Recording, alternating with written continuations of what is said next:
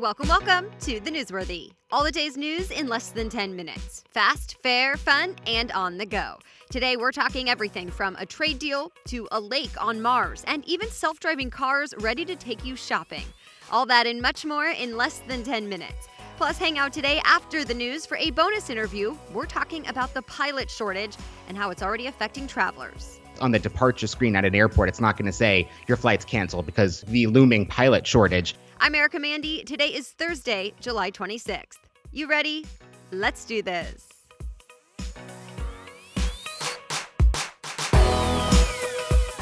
There's a new measure to try and impeach the Deputy Attorney General, Rod Rosenstein. He's the one overseeing the special counsel's Russia investigation, and some Republican lawmakers now say they are not happy with how it's going. Not all Republicans are on board with this, though, but supporters question steps to spy on a Trump campaign official and say investigators haven't been upfront about providing documents. Critics, though, say this is just a partisan move to try and undermine an important criminal investigation. Stay tuned. The U.S. and EU have made a deal to help stop the trade war. The Wall Street Journal says the European Union agreed to buy more soybeans and natural gas from the U.S., and both sides agreed to hold off on tariffs and other trade barriers while talks continue. President Trump called it a, quote, very big day for free and fair trade. Remember, there was a looming trade war that started with President Trump increasing tariffs on steel and aluminum coming into the U.S., and other countries retaliated with tariffs on U.S. products. It's been affecting the farming and auto industries a lot. But this new deal seems to ease that trade tension, at least for now. It turns out President Trump won't meet with Russian President Vladimir Putin again until at least next year. Remember, President Trump invited Putin to Washington, D.C. for a second visit recently, after the first one last week. It was going to happen as soon as this fall, but the Wall Street Journal now reports that has changed. Why? The National Security Advisor John Bolton says they want to wait until the Russia investigation is over. I'm talking about the special counsel's investigation into Russian interference in the 2016 election and whether or not the Trump campaign or anyone else colluded with Russia. The announcement assumes the investigation will end by the end of this year, but really there's no official timeline. By the way, the AP says many lawmakers made it clear they don't want the president to meet with Putin at all, and that Putin is not welcome on Capitol Hill.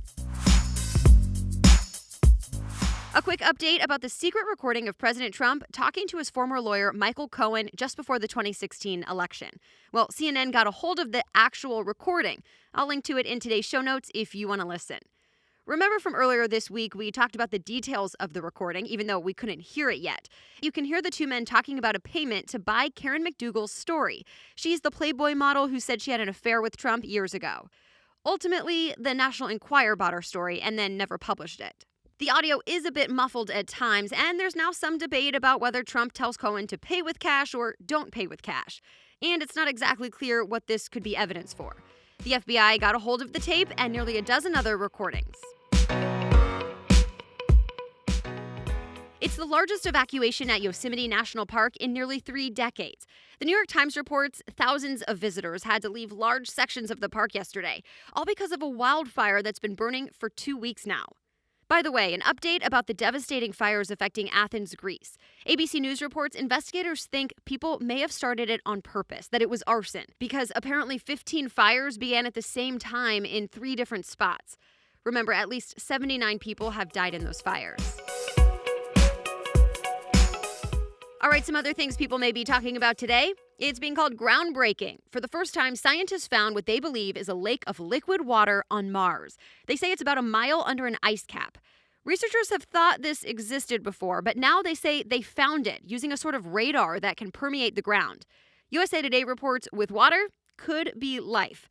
It raises the possibility that life has existed on Mars, although it doesn't prove it at this point. Other researchers say they want to confirm the findings with their own tests, and more work needs to be done. How would you feel about a self-driving car picking you up to go shopping? Well, Walmart is teaming up with Waymo to try it out. Waymo is part of Google's parent company, Alphabet, and the company will test self-driving cars in Phoenix, Arizona. NPR says people who use Waymo's Early Riders program will have access to a driverless shuttle service, and that service will pick you up when you order from Walmart online. And to get people on board, Walmart will start by offering discounts on groceries, and the rides, of course, will be free. We'll see if it works and if it expands to even more cities. Facebook wants you to have a watch party, as in watch videos on Facebook with your Facebook friends. Mashable reports Facebook is letting users watch live and recorded videos with other people in the same Facebook groups. The new watch party feature is starting to roll out now. You can just click on the watch party button on a post that is inside a Facebook group. Then you choose which videos to watch, and group members can watch together in real time. One thing of note, though, you can only watch videos together that are hosted by Facebook. No other content or streaming video will work with it. The popular Broadway musical Hamilton may become a movie. Variety says movie studios are already getting into bidding wars over the rights to a recording of a live performance. The Wall Street Journal cites unnamed sources at this point who say they know about a potential movie deal and not to expect it to be released until at least 2020. That's it for your main news today, but it's now time for 3 Question Thursday, where I ask a few questions of a different expert about a different topic every Thursday after the news.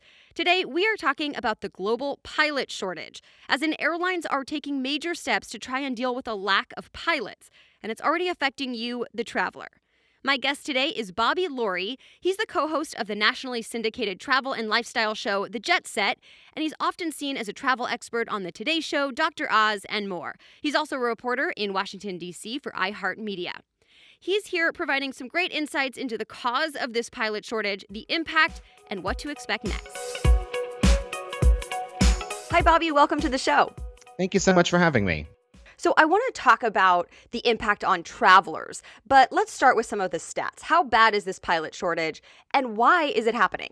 Well, it's going to be pretty bad. You know, a 2016 report by Boeing said that 42% of the pilots that are currently flying right now are going to be reaching their mandatory retirement age of 65 in the next 10 years. So there's going to be a need for about 117,000 pilots in North America and 637,000 pilots worldwide in the next decade.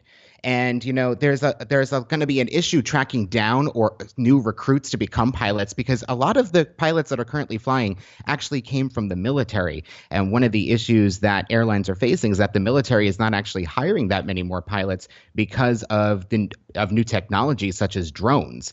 So a lot of the pilots that are applying for these jobs are putting themselves through schooling. It used to cost something around $50,000 to put yourself through pilot training. Now we're talking it's almost $300,000. And the starting salary for a first officer used to be $40,000. And now they're raising that up to $60,000 and $70,000 just to increase interest and get you in the door. Is this a safety concern? Well, they won't necessarily be hiring less experienced pilots, because Congress has mandated that these pilots will need 1,500 hours. There was an airline crash in 2009 in Buffalo. It was Colgan Air. And because of that crash, Congress actually changed some of the requirements needed to become an airline pilot. You used to only need 250 hours piloting an aircraft, but now it was raised to 1,500. And in order to get 1,500 hours, you're shelling out a lot of extra money to get those experience hours before you can even apply at an airline. What airlines are going to have to do is they're going to have to come up with different ways of recruiting pilots. A lot of airlines are actually starting in-house training programs and kind of making it so that there's no, they're not paying what they would pay an outside school to become a pilot. They're trying to make it cheaper to get more people in the door who want to become pilots. And something else that is currently being discussed is the possibility of actually raising the retirement age. The retirement age used to be 60, and in the last decade it was changed to 65, and now it's being discussed to raise it to 67 just to prolong the career of some of those that are going to be retiring in the next 10 years. And there's also the discussion taking place now that if you go to pilot school at certain schools, certain locations, I mean, one of the more famous ones is Embry-Riddle, you might actually need less hours piloting an aircraft before you apply to an airline, as kind of an incentive to go to that school to get to a career at an airline faster. What can we expect for the impact on travelers? It's going to start at the bottom. It's going to start with regional airlines, and that is where it is already starting. There was a regional airline called Great Lakes, and they were based out of Denver. And Great Lakes Aviation used to fly from Denver to smaller cities around the Denver, Colorado area. They went out of business because they could not recruit pilots. And there's another regional airline called Republic Airlines. Now, you actually have probably flown on a Republic Airlines plane, but you don't even realize it because the major airlines such as American and Delta contract with Republic to operate flights on their behalf. So American pays Republic Airlines as if the plane is full for each departure that Republic operates as an American Airlines flight.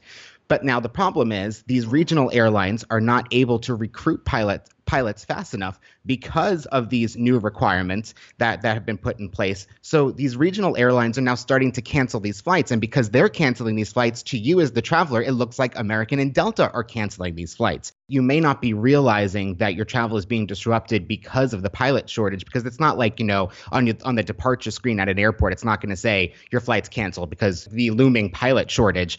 But the regionals were also used almost as a training ground before pilots would then make their way to the majors and fly the much larger aircraft.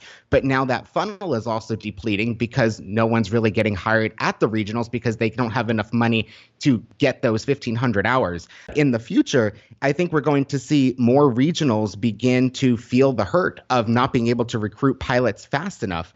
And I do think that we're going to see some of these larger carriers in the United States, such as American and Delta, begin to open their own in-house pilot school just to ensure that their operation will be protected. The worst case scenario for them would be that if they can bring the pilots in-house themselves, they would not necessarily contract with the regional carriers. But who's going to feel the pain first when it comes to American travelers? It's going to be those of us living in smaller cities trying to fly from those smaller cities to a larger city to make a connection. Those are where those regional airplanes are operating from. And if we don't have pilots to operate those, at that point, you're basically trying to get yourself to a major city or a major hub to get on an airplane to then get to your destination. Do you think because of potential in-house pilot schools and having to pay pilots more, that ultimately us travelers are going to be paying more for our airline tickets? Oh, absolutely. I really do think that's a possibility. And I also think it's going to come down to the fact that airlines are going to have to pay pilots more to get them in the door as well. Never mind creating the pilot school and paying a portion of their training and getting them to the level of actually working as a first officer. They're going to have to offer incentives. And as it is now, a lot of the regional airlines are offering sign-on bonuses to just come in the door, just commit to us that you will work here, and they're paying you to sign that document. We'll see what happens. Thank you so much. Thank you so much.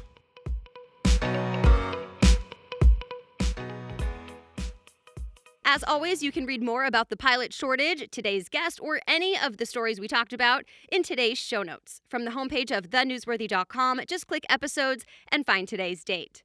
Don't forget to share this episode with your friends if you enjoyed it. The Newsworthy is ready for you by 4 in the morning Eastern Time every weekday, so I'll be back with more news tomorrow. Have a great day.